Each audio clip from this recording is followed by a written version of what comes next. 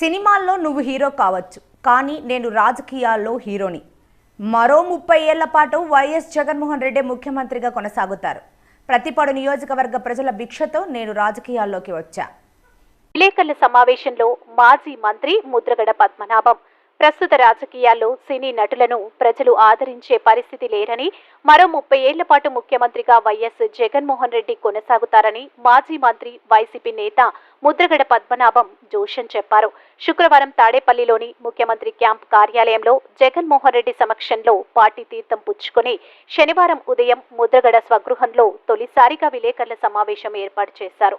ఈ సందర్భంగా ముద్రగడ మాట్లాడుతూ, నువ్వు సినిమాల్లో హీరో కావచ్చు, నేను రాజకీయాల్లో హీరోని అని పవన్ కళ్యాణ్ ని ఉద్దేశించి ముద్రగడ అన్నారు. మా కుటుంబాన్ని నియోజకవర్గంలో బీసీలు, దళితులే ఎక్కువగా ఆదరించారని, పతిపాడు నియోజకవర్గ ప్రజల భిక్షతోనే రాజకీయాల్లోకి వచ్చానని అన్నారు. నేను సినిమా ఫీల్డ్లోకి వచ్చేటప్పటికీ ఇప్పుడున్న హీరోలు ఎవరు పుట్టి ఉండరని ముద్రగడ ఆ సినీ హీరోలను ఉద్దేశించి అన్నారు. ముఖ్యమంత్రి చంద్రబాబు నాయుడు ఓడిపోవాలని 2019లో కోరుకున్నాను. ఆ దేవుడు కరుణించి చంద్రబాబును ఇంటికి ప్రజలు సాగనంపారన్నారు. ముఖ్యమంత్రి జగన్మోహన్ రెడ్డి ఆదేశిస్తే దేనికైనా సిద్ధమేనని ముద్రగడ తెలిపారు. ఈ సమావేశంలో ముద్రగడ కుమారుడు గిరిబాబు తదితరులు పాల్గొన్నారు. గౌరవ ముఖ్యమంత్రి జగన్మోహన్ రెడ్డి గారి సమక్షంలో నేను పార్టీలో చేరడం జరిగిందండి. ఇది 14 తారీఖున జాయిన్ అవ్వాలి. ఏదో కొంతమంది తోటి వెళ్దాం అనుకుంటే విపరీతమైన స్పందన వచ్చి సుమారు 3-4 వేల వెహికల్స్ కార్లతో ప్రయాణం చేయాలని ఎక్కడికక్కడ ఉత్సాహం అవ్వటం వల్ల నేను భయపడ్డానండి. ఒక పక్క పిల్లలు పరీక్షలు అవుతున్నాయి. ఈ పరీక్షల్లో వాళ్ళు పరీక్ష కేంద్రానికి వెళ్ళడానికి ఈ మా ర్యాలీ చాలా ఇబ్బంది కలిగజేస్తుందనే ఉద్దేశంతో అదొక కారణం అండి. అలాగే రెండవది, ముఖ్యమంత్రి గారి దగ్గర అంత ప్లేసు లేదు. సెక్యూరిటీ పాయింట్ ఆఫ్ వ్యూలో ఎంతమందిని ముఖ్యమంత్రి చూడడం కష్టమని చెప్పేసి అదొక మెసేజ్ రాకపోయింది. ఎంతమంది రావాలి, ఎంతమందిని చూడాలి, ఎంతమందిని వచ్చినప్పుడు చూడాలంటే అందరినీ చెక్ చేయాలి, సాధ్యపడదండి. వారు వెళ్ళినది కూడా చెక్ చేయాలి, అసాధ్యం ఇది చెప్పడం వల్ల పిల్లలని భవిష్యత్తు దృష్టిలో పెట్టుకుని ముఖ్యమంత్రి గారి యొక్క మాటలు దృష్టిలో పెట్టుకుని ఇంకా 14 తేదీన వాయిదా వేసుకొని నిన్నటి రోజున వర్షంలో చేరడం జరిగిందండి. అసలు ఫౌండర్లో నేను ఒకటండి.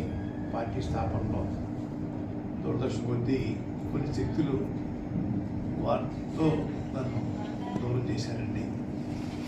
అయినా ఈరోజు ముఖ్యమంత్రి గారు పిలుపు మేరకు మళ్ళీ వారిని చేరుకోగలిగారని చెప్పేసి చాలా ఆనందపడుతున్నానండి. పడ్డాను కూడా మొత్తం మా కుటుంబం అంతా కూడా, నన్ను అభిమానించే వాళ్ళంతా కూడా చాలా ఆనందపడ్డారండి. ఎటువంటి కోరికలు లేకుండా ఎంపీ సీటు కానీ ఎమ్మెల్యే సీటు కానీ ఏం అడగకుండా వారి పిలుపు మేరకు వారికి సేవ చేయాలి. మన ముఖ్యమంత్రి పీఠపై కూర్చోబెట్టిన తర్వాత వారు ఏదైనా ఇస్తే పుచ్చుకుని ప్రజలు సేవ చేయాలనే ఆలోచన తప్ప ఎటువంటి కోరికలు లేకుండానే వారు సేవ చేయాలని నిర్ణయించుకున్నానండి. ఇంకొన్ని విషయాలు చెప్పాలండి. మా కుటుంబం 1962లో రాజకీయాల్లో ప్రవేశించిందండి. సినిమా ఫీల్డ్లోకి 1951లో వచ్చాము. మేము 51 మేము సినిమా ఫీల్డ్లోకి వచ్చినప్పటికీ ఇప్పుడున్న నటులు ఎవరు కూడా పుట్టుండరు అనుకున్నాను నేను. 62లో రాజకీయం వచ్చినప్పుడు కూడా వీళ్ళకి ఏబీసీలు కూడా రావండి.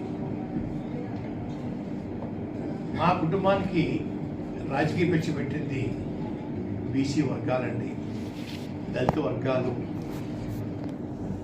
మా కులంలో ఒక 5% అండి, అది కూడా పేదవారు మాత్రమే. ధనికులు అందరూ మాకు వ్యతిరేకమండి. ఈ పేదవాళ్ళ యొక్క, ఈ బీసీలు దళితుల యొక్క ప్రేమతో వారి భిక్ష నాన్నగారికి నాకు పెట్టడం జరిగిందండి. దేశంలో, రాష్ట్రంలో కాదు దేశంలో కూడా పత్తిపాడు నియోజకవర్గంలో ఉన్న మర్యాద ఎక్కడ ఉండదండి. మా తండ్రి గారిని బీసీ వర్గాలు చీరల మీద నడిపించే సందర్భాలు ఉన్నాయండి. దళితులైతే రోజు ఎప్పుడు ఊళ్ళోకి వెళ్ళినా 20-30 బిందెల నీళ్లు కాళ్ళపై పోసేవారండి. కొంతమంది అయితే పల్లెల్లో తండ్రి గారి కాళ్ళ మీద నీళ్లు పోసి ఆ పల్లెల్లో నీళ్ళు అలా స్నానం చేసుకుని మీద పోసుకునేవారండి. అటువంటి అభిమానం పొందిన కాన్స్టిట్యూన్సీ అండి. వాళ్ళ భిక్ష వల్ల ఈరోజు నేను ఈ స్థాయికి వచ్చానండి. దీంట్లో ఎవరు ప్రమేయం లేదండి. బీసీ వర్గాలు, దళిత వర్గాలు మా కాపులో 5% ఉంటారండి. ఇతరులు అగ్ర కులాలు కొంచెం పేదవారు వాళ్ళు గ్రామంతో వచ్చానండి. కానీ పోస్టింగుల్లో రకరకాలుగా పెడతా ఉన్నారు. బాధాకరం అండి.